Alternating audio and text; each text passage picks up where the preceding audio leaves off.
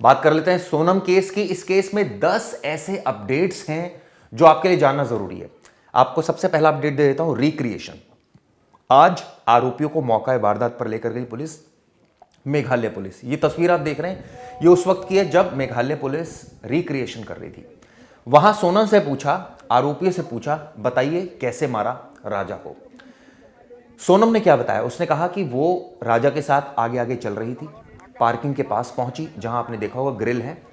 वहां पहुंचने के बाद उसने इशारा किया, तीनों जो किलर्स उसके पीछे चल रहे थे, और उसी समय सबसे जो पहला वार किया वो विशाल ने किया। उसके बाद आकाश ने मारा और उसके बाद तीसरे आरोपी ने मारा। ये बात साफ हुई। और जब सोनम को लगा, उसने देखा कि उसके खून निकलना शुरू हो गया है राजा के, उसने मुंह पीछे कर लिया और तभी आरोपियों ने उसके ऊपर 3 वार किए टोटल। जब वो बेसुध हो गया तभी आरोपी चिल्लाए और उन्होंने कहा कि अब इसको फेंकना है। चारों ने मिलकर उसको खाई में फेंक दिया। अभी तक ये जानकारी सामने आई है। मौके पर 4 मौजूद थे, यानी सोनम और 3 आरोपी।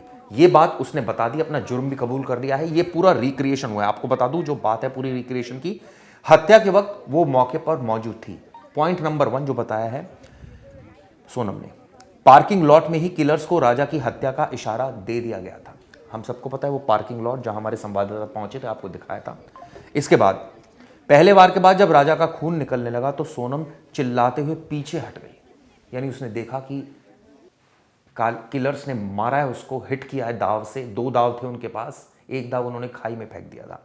उसके बाद वो छटपटाया, उसके खून निकलना शुरू हो गया। ये देखकर वो चिल्लाई और दूर हट गई। फिर दोबारा उसने देखा तो बेसुध हो चुका था राजा। उसके बाद वो तीनों ने उसको उठाया और तब वो नीचे नहीं फेंका जा रहा था, तब आरोपी चिल्लाए और कहा कि नीचे फेंकने में मदद करो। तब सोनम पास आई और उसने भी हाथ लगाया और उसके बाद राजा को खाई में फेंक दिया। आप सोचिए, ये वो सोनम जो बड़ी बड़ी बातें करती थी। ये एक वीडियो देखिए, ये एक दरअसल मैरिज सेरेमनी का वीडियो है जिसमें वो वचन दे रही है। एक दूसरे को वचन देना है, एक दूसरे की आंखों में आंखें डाल के। तो एक दूसरे, एक का हाथ पकड़ लीजिए आप लोग, ठीक है। तो एक दूसरे की आंखों में देखना है, मेरी आंख में नहीं देखना है, ठीक है। सबको पहले अपना नाम बता दो, आपका नाम क्या है? राजा। ठीक है, तो आपको बोलना है इनकी आंखों में आंखें डाल के कि मैं राजा यह वचन देता हूँ कि शादी के बाद रोज सुबह सबसे पहले मैं उठूंगा, मैं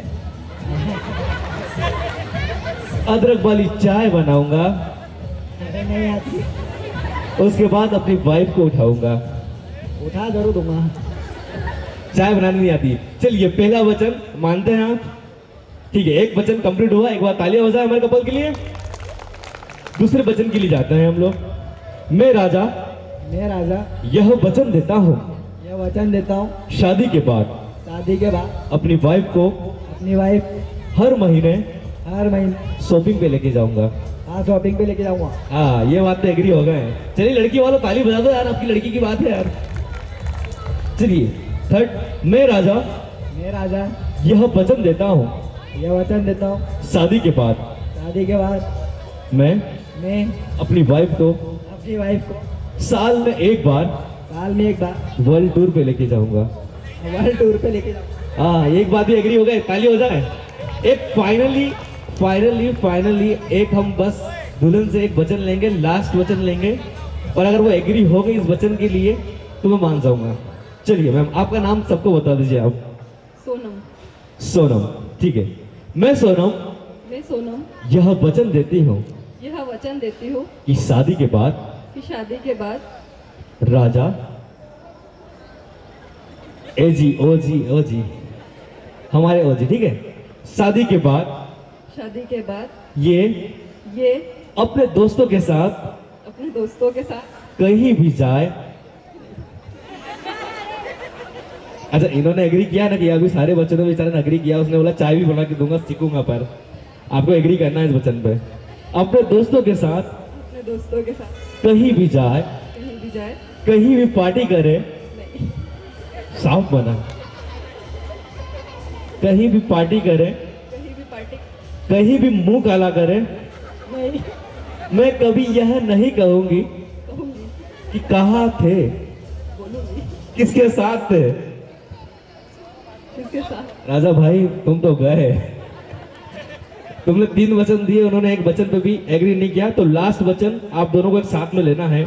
हम दोनों एक एक करके थोड़ा पास में जाओ। हम दोनों मिलके मिलके यह वचन देते हैं ये वचन देते हैं कि शादी के बाद कि शादी के बाद हम दोनों एक आईपीएल टीम बनाएंगे। आईपीएल टीम जरूर बनाएंगे। हाँ, बच्चों की आईपीएल टीम बनाएंगे आप। एक बार हमारे दोनों कपल्स के लिए एक बार जोरदार ताली हो जाए। आपने सुना ये वीडियो किस तरह का है, यानी बड़ी बड़ी बातें, और उसने हरकत क्या की। हरकत अब उसकी कैमरे में कैद हुई, यानी पूरी जो वारदात रिक्रिएशन है वो रिकॉर्ड किया गया है। आपको बता दूं 2 दाव का इसमें इस्तेमाल किया गया था, जिनमें से एक दाव जो है वो मिल चुका है, दूसरा नहीं मिला है। मोबाइल फ़ोन्स अभी तक नहीं मिले हैं, क्योंकि मोबाइल फ़ोन्स आरोपियों ने वहीं खाई में फेंक दिए थे। उनको लगा राजा के बारे में कोई पता नहीं चल पाएगा। लेकिन आप सोचिए, कई दिनों तक मेघालय पुलिस वहाँ पर डटी रही और 2 जून को उसको आखिरकार रिकवर कर लिया गया। स्कूटी उससे अलग फेंक दी थी, उसके बाद बुर्का पहनकर भागी, इंदौर गई और वहाँ से फिर वापस गाजीपुर पहुँची और अरेस्ट हुई। इस सबको हम सीक्वेंस पता है। आप सोचिए, तीनों किलर्स ने मिलकर राजा के शव को खाई में फेंका। सोनम ने अपने मोबाइल फ़ोन नष्ट कर दिए थे और अभी तक उन्हें बरामद नहीं किया जा सका है। यह भी पता चला है कि उसने भी अपने मोबाइल फ़ोन डिस्ट्रॉय कर दिए थे, जिसकी अभी तक जांच चल रही है। तो आपने देखा किस तरह से उसने इस घटना को अंजाम दिया। अब इसमें पॉइंट नंबर 2, कल आपने एक वीडियो देखी थी, ये वो वीडियो है। आप सोचिए, इसमें किलर्स मौजूद थे। ये तो व्लॉगर था जिसने शूट कर लिया, जिसने देख लिया, और अब ये वायरल है। उसको पुलिस गवाह बना रही है। ये तीनों किलर्स आप देख लीजिए इस वीडियो में, तीनों छिपते हुए नजर आ रहे हैं, अपने आप को कैमरे से बचाते हुए नजर आ रहे हैं। मंशा साफ है, लेकिन ये एक अहम सबूत होने जा रहा है। अब ये सबूत पुलिस के पास है।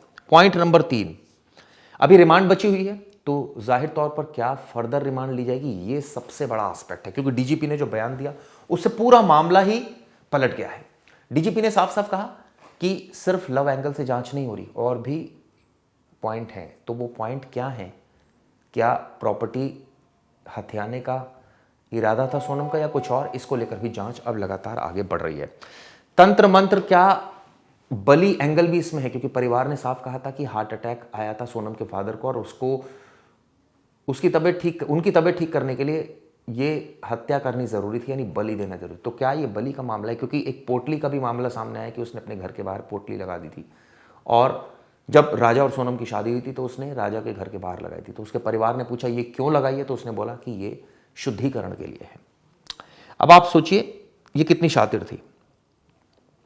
इतनी सारी चीज़ें मैंने आपको 4-5 पॉइंट बता दिए। एक और पॉइंट इसमें जो काफ़ी अहम है वो आया है, शुरुआत में मारने का प्लान नहीं था सोनम का। जैसे मैंने आपको बताया था, शुरुआत में कई सारे प्लान इसने बनाए थे।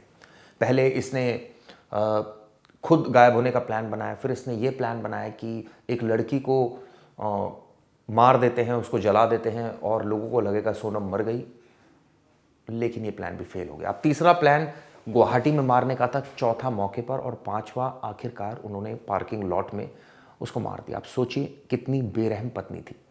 पहले इशारा करती है, आरोपी वहाँ पहुँचते हैं, वो धोखे से उस पर वार कर देते दाव से। वो कुछ समझ नहीं पाता ये क्या हुआ है, क्योंकि जिसके ऊपर आप सोचिए चाकू लगेगा वो बेसुध हो जाएगा, खून निकलना शुरू होता है, आकाश के खून के छींटे आकाश पर आते हैं। इसके बाद वहाँ चिल्ला चौट होती है, ये भी डर जाती है सोनम, वहाँ ये भी चिल्लाती है, लेकिन ये देखती नहीं है। इतने में वो मारते चले जाते हैं उसको, और उसके बाद जब वो पूरी तरह से मरने वाली हालत में होता है तो उसको उठाकर खाई से नीचे फेंक देते हैं। आप सोचिए सब कुछ सोनम के सामने हुआ। ये जानकारी आज उसने पुलिस को दी। क्या सोचते हैं आप इस महिला के बारे में?